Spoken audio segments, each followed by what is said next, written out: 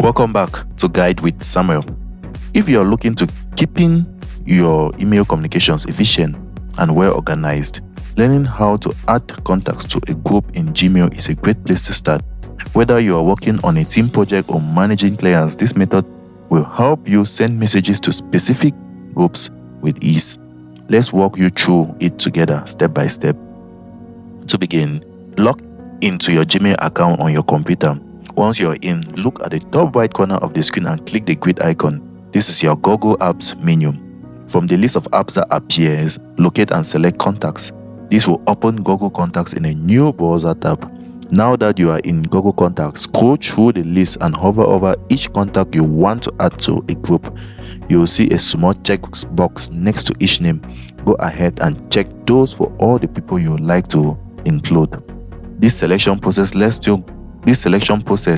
you group multiple contacts at once, saving valuable time. Next, head to the top of the screen and click the label icon, which is used to manage contacts groups, also known as labels. From the drop-down list that appears, choose an existing label or create label to make a new one.